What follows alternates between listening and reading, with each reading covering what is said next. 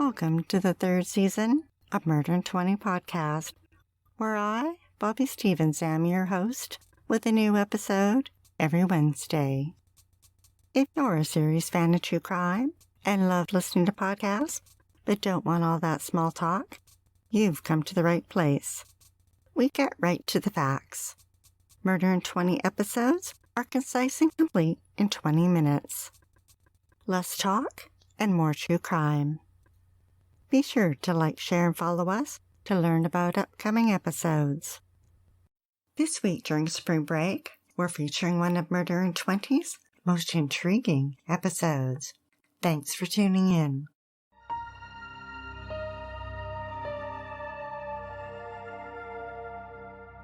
Han Pan was born in Vietnam and moved to Canada in 1979.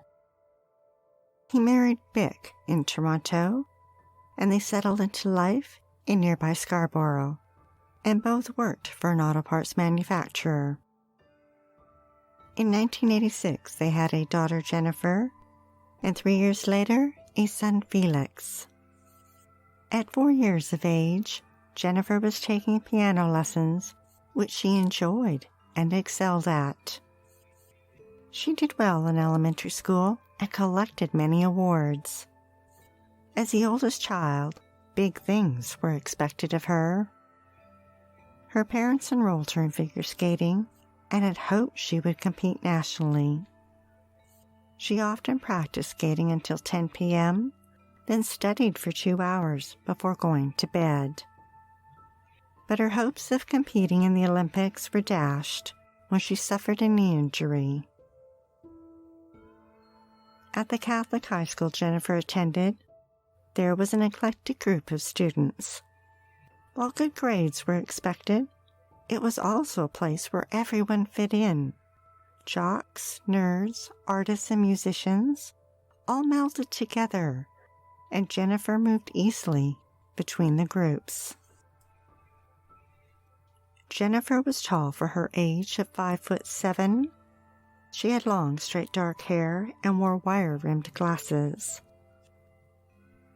Outward, she appeared friendly and confident, but inwards, she felt inadequate and doubted herself. In elementary school, she had been at the top of her class, but in high school, her grades began slipping. Having every second of her day filled with expectations was beginning to take a toll on Jennifer. As grade 8 came to a close, she expected to receive various medals for her academic achievements and be named valedictorian. But when neither of those things happened, she was shocked. Her mother sensed something was wrong and told her daughter, "We just want you to do your best. Just do what you can." But Jennifer knew that wasn't good enough for her father. He expected much more from her. He had worked hard and made sacrifices to provide her opportunities, and he expected her to achieve. By grade 9, her grades slipped to an average of 70%. Jennifer felt ashamed. Using old report cards and a photocopier, she forged her report card by copying and pasting straight A's. She knew universities didn't use marks from grade 9 and 10 for admission, so she thought it's no big deal. Toronto Life reported that Jennifer's parents picked her up from school every day and drove her to their approved extracurricular activities. They forbid her to go to parties or dances, and having a boyfriend was off limits until after university. In 2002, when Jennifer was in grade 11, she met Daniel Wong. He was a year older and played trumpet in the school band, and the two secretly began dating. Jennifer still hadn't managed to bring her grades up and was mostly getting B's. She continued to forge her report card, with A's. Han and Bick thought they were living the Canadian dream. They worked hard, lived frugally, and saved every penny they could. By 2004, they had purchased a large home and drove a Lexus and Mercedes, and had managed to save up $200,000. In grade 12, Jennifer was accepted into Ryerson University, but then she failed calculus and the offer was rescinded. She couldn't tell anyone, not her friends or her parents. She was ashamed. So instead, she came up with a plan. She would pretend to take science classes at Ryerson for 2 years, then transfer to the University of Toronto's pharmacology program, which she knew was what her father wanted. She forged receiving a student loan and a scholarship so that her parents wouldn't pay for tuition. She bought school supplies and used textbooks. Every day she packed up her books and took the bus. But Jennifer didn't go to class. Instead, she visited Daniel, who was now attending York University, or she hung out in cafes. 2 years later, Jennifer told her parents she was going to the University of Toronto. Because it was a long commute, she asked to stay with her friend Topaz in the city, and they agreed. But Jennifer never stayed with her friend. Instead, she stayed with Daniel and his parents. The couple had been dating for 3 years, and Daniel urged her to leave her parents. But Jennifer knew her parents would never approve of Daniel and his job at a pizza shop. 2 years later, Jennifer pretended to graduate university and hired someone to forge a transcript with straight A's. At graduation, she told her parents there wasn't enough seats for visitors and they couldn't attend. The thing about lies is that they multiply. You need to tell a second lie to cover the first, and so it continues. Jennifer had dug herself in so deep there was no way out. She fabricated another lie, telling her parents she was volunteering at Sick Kids Hospital. But her father noticed she didn't wear a uniform or have a pass key. So on a hunch, he drove her to the hospital, and her mother secretly followed her in. Jennifer spotted her and hung out in the emergency room for hours, waiting until they finally left. Han then phoned her friend Topaz and discovered his daughter hadn't been staying with her. When Jennifer returned home, he confronted her. After 7 years of lies and forgeries, Jennifer broke down and confessed to everything. Well, almost everything. She admitted to never attending university and staying at Daniel's, but she didn't tell them that she'd never even graduated from high school. Han was beyond furious. He ordered her to cease her relationship with Daniel and told her, if not, you'll have to wait till I'm dead. Then Han kicked his daughter out of the house, but her mother managed to convince him to let her stay.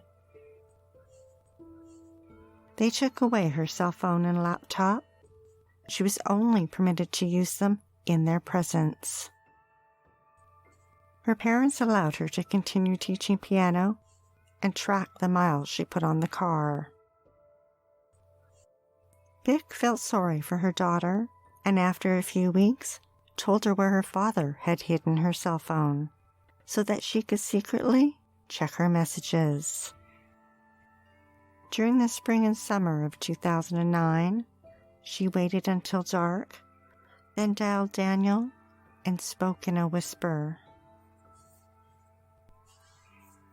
Jennifer took calculus and finished high school. She used the time in between piano lessons to sneak visits in to Daniel. But after years of hiding their relationship, he had moved on. Jennifer was heartbroken.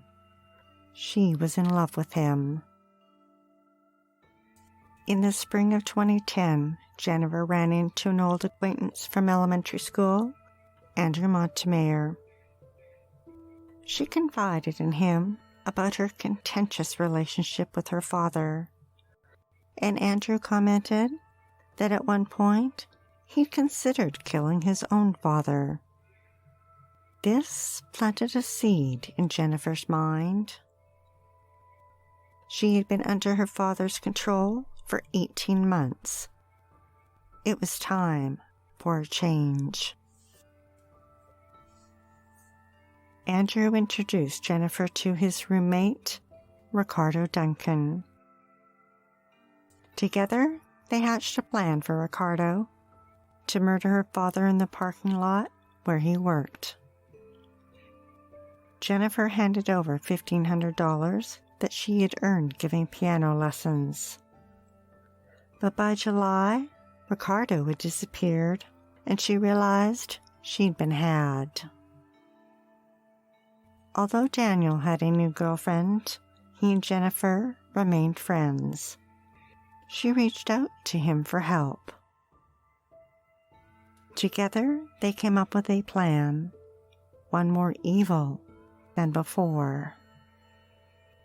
They'd hire a hitman to murder both her parents so that she and her brother would collect their estate. Jennifer thought her half would be around $500,000. Daniel gave Jennifer an iPhone and put her in touch with a man he knew could do the job, Lenford Crawford. He offered her a friend's discount of 50%. Her special rate was $10,000.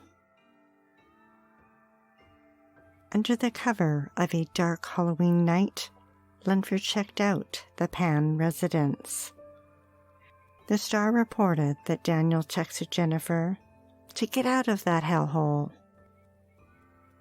In the days following, there were constant texts between Jennifer, Daniel, and Lenford to finalize a time that would work when Jennifer and her parents would be home.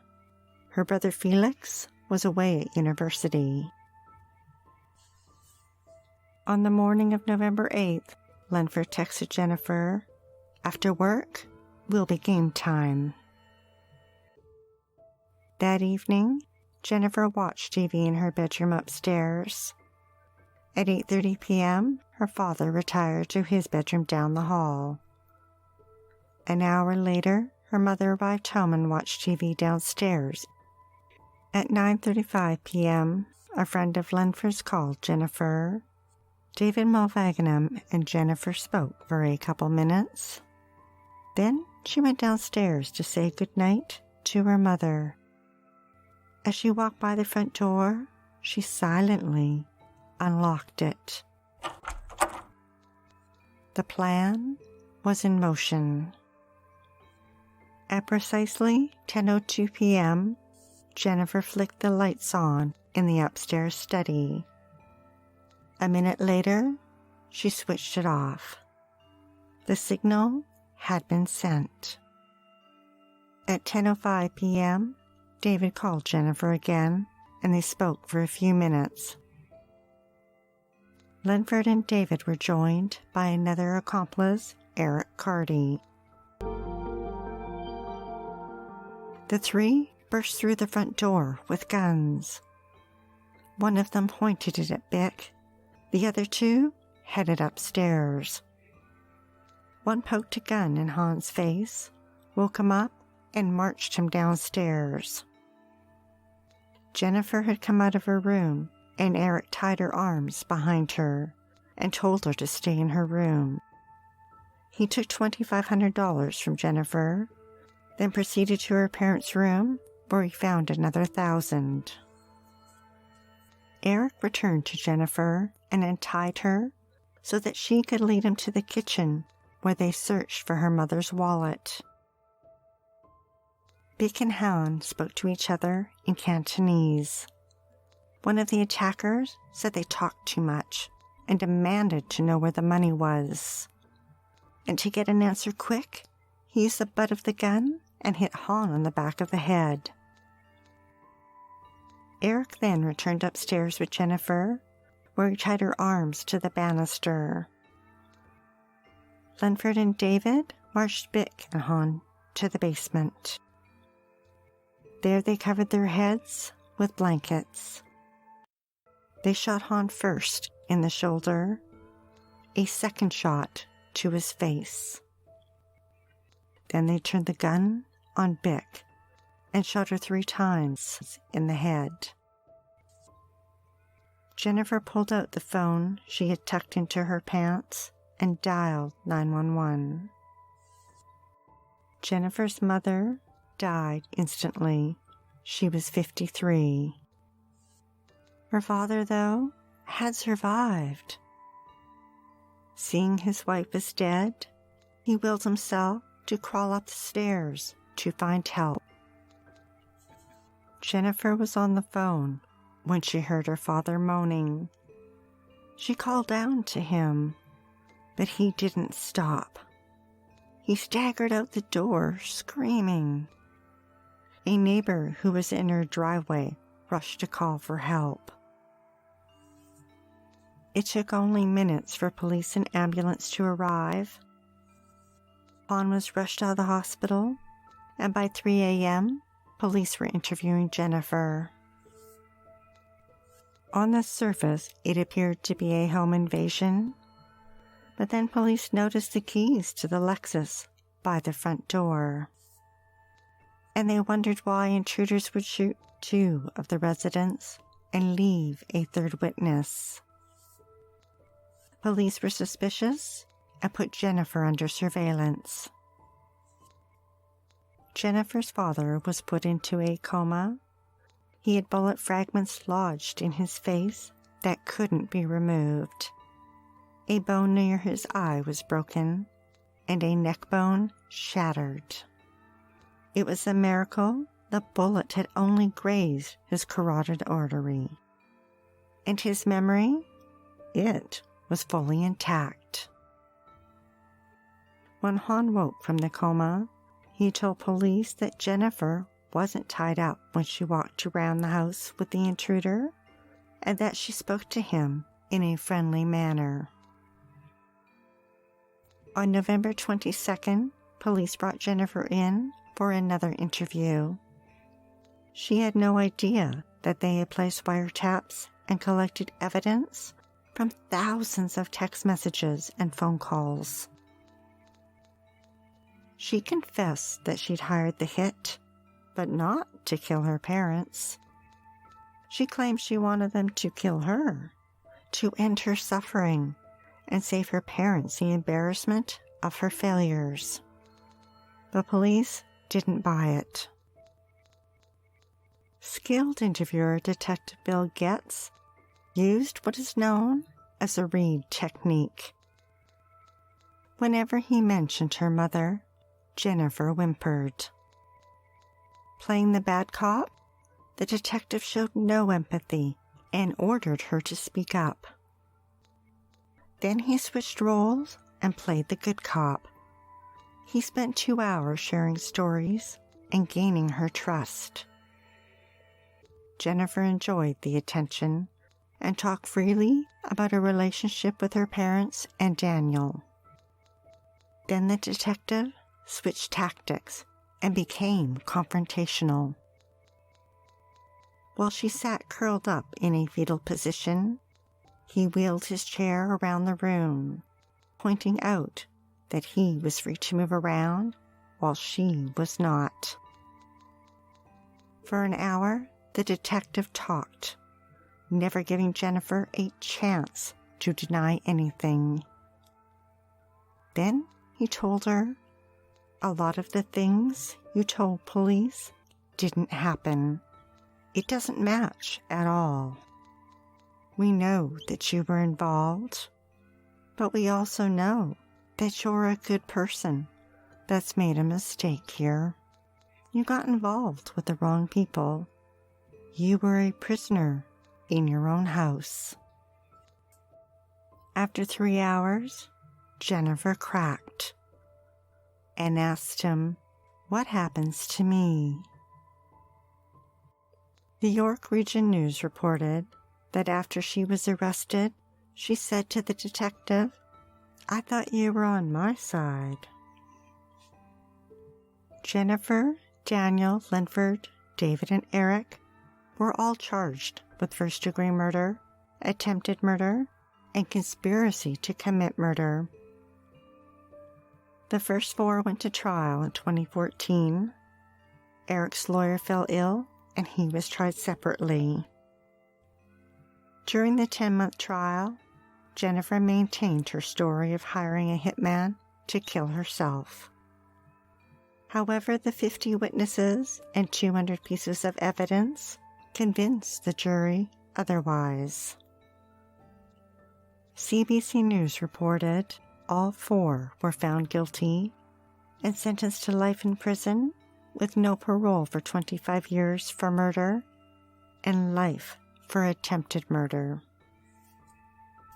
At his trial, Eric cooperated with prosecutors and admitted to the plot, and was sentenced to 18 years. However, 3 years later, he was stabbed in prison and found dead in his cell. At her sentencing, Jennifer's father requested that she be barred from communicating with her family, and the judge granted a non-communication order. Jennifer is not permitted any contact with her father or brother. She will be eligible for parole in 2035 when she is 49.